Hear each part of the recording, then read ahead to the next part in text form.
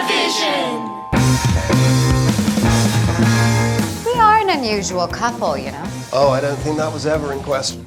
The Marvel Cinematic Universe has always been bold. Despite its frequent reliance on formula, its very existence, a series of storylines told across more than a decade's worth of multiple interconnected movies, is unlike anything else. It should come as no surprise then that WandaVision is also bold and experimental. And yet surprise it does. The MCU's first true venture into television constantly morphs between surreal sitcom, puzzle box mystery, and superhero dramatics. WandaVision goes to places few would have expected the world's biggest popcorn franchise to explore, and more often than not, its themes of grief and love between Wanda Maximoff and Vision help it find its footing.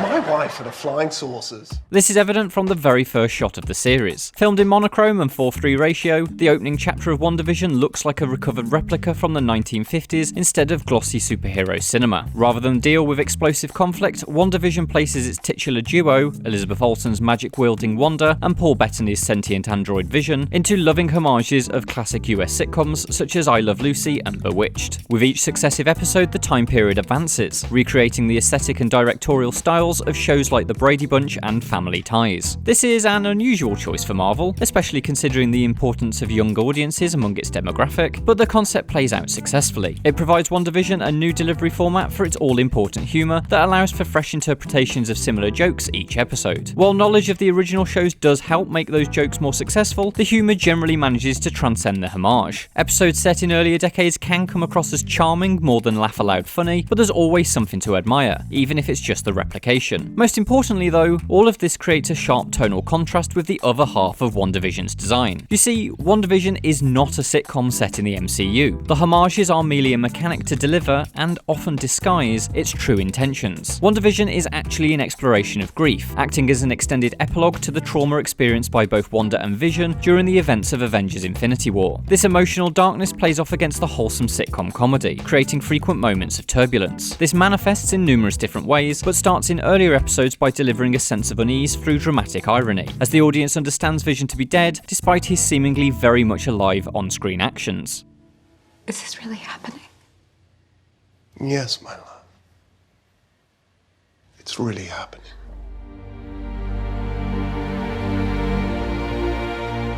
Both Vision's mortal state and the couple's existence in the ever-changing sitcom town of Westview is initially presented without context or explanation, which makes the show as much of a puzzle box mystery as it is an emotional drama disguised as a comedy. The balance between these elements is particularly interesting, and continually recalibrates as WandaVision progresses through its 9 episodes. Some chapters ignore the idea of a world beyond the comedy almost entirely, while others drop the sitcom homage to allow for more familiar MCU elements to come to the fore. On a week-by-week basis, as WandaVision was originally delivered, this fluctuation of the familiar and the odd could be confusing. But seen as a whole, WandaVision makes sense. It's not a formulaic show, and so therefore does not need a formula for each episode to adhere to. This lack of guaranteed consistency from chapter to chapter is what makes each installment feel like a genuinely new adventure. That's not to say that WandaVision won't lose some people, even some who expected to like it, along the way. Its experimental nature means it's juggling many ideas at once. This isn't just a show about Wanda and Vision. As the story expands, we're introduced to a whole new Marvel government agency, SWORD, and a secondary protagonist in Teyonah Parris's Captain Monica Rambeau. There are links to other Marvel storylines as well, with the presence of Ant-Man's Jimmy Woo and Thor's Darcy Lewis. And then there's WandaVision's original supporting cast, spearheaded by Catherine Hahn's nosy neighbour Agnes. WandaVision does an admirable job of supporting these multiple threads, but very often something has to give. Sometimes this has long-term repercussions. A character that is a vital part of the final episodes is mostly sidelined for the first 2/3 of the show, and one villain in particular is given so little growth that they come across incredibly cartoonish by the finale.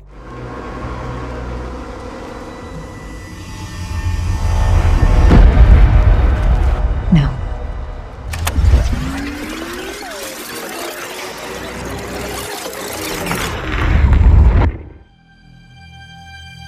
But perhaps WandaVision's biggest flaw is its dogged determination to hold on to its puzzle box formula. Throughout its run, it insists that viewers don't know the whole story, but more often than not, the elements are so clear to see that the reveals lack impact. From the very start, it is reasonably obvious what is going on, even if you haven't read the Marvel Comics source material it loosely draws from, simply by virtue of the surreal nature of the sitcom format and the fact that a character we all know to be dead is walking and talking. This means viewer interest comes more from the emotional motivations of its characters rather than the many what and how questions the show continually poses. While all this builds to a finale that's suited to the story, the presentation seems to promise some kind of subversion that never plays out. This means WandaVision becomes less satisfying just as it hits what should be its most engaging moments. Doubling down on the mystery elements also has a negative effect on WandaVision's pacing. Big reveals are often positioned as cliffhanger endings, rather than weaved into the episode's actual plots. Some key moments are even hidden in mid-credit scenes, which is an odd choice to say the least. This makes for a couple of episodes that feel as if they're killing time waiting for their last few minutes. Annoyingly, that occurs mostly in the latter end of the series, which leaves the wheel spinning when the story seems like it should be accelerating. But even in WandaVision's faltering moments, it remains an engaging watch. This is, for the most part, due to its charming leading couple. Bettany effortlessly takes to the comedic skits, playing this version of Vision as bright and almost bumbling. This contrasts against his traditional, more ethereal personality and helps generate some uncertainty about the situation. Meanwhile, Olsen deserves particular praise for her chameleon-like ability to replicate performances from yesteryear. After 4 MCU films playing a dour and troubled character, it's fantastic to see Olsen bring a whole new comedic side to Wanda. I'm a twin. I had a brother. His name was Pietro.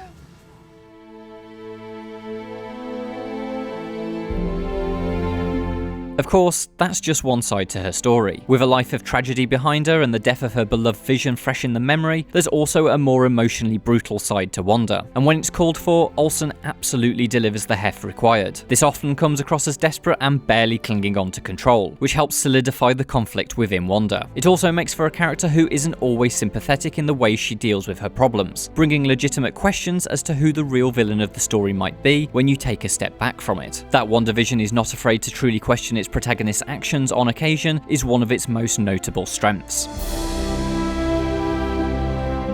It would be natural and easy to assume the MCU's ascension to the status of the biggest movie franchise on the planet would rob it of the courage to take risks. And yet, Marvel's first Disney Plus television show is arguably its riskiest endeavour yet. Almost devoid of action for most of its run and nearly impossible to fit neatly into any specific genre box, WandaVision triumphs in being entirely character-focused, exploring the feelings and motivations of its heroes in a compelling manner kept aloft by Elizabeth Olsen and Paul Bettany, who provide a fantastic amount of life, wit, and emotion. While its puzzle box format does sometimes cause the emotion to get lost in its sleight of hand, it pulls through for a largely satisfying end result. And as if this wasn't enough, WandaVision does all this while maintaining an entertaining sitcom homage that is neatly and logically woven into the heart of the story. These many elements combine for not just a delightful watch in its own right, but also hopefully a promise of what other unconventional stories the MCU has in store on Disney Plus with its upcoming The Falcon and the Winter Soldier and Loki shows. For the full written review, be sure to check out IGN.com. And if you're looking for more WandaVision, why not watch an episode of Cannon Fodder, which breaks down the Marvel lore behind the show.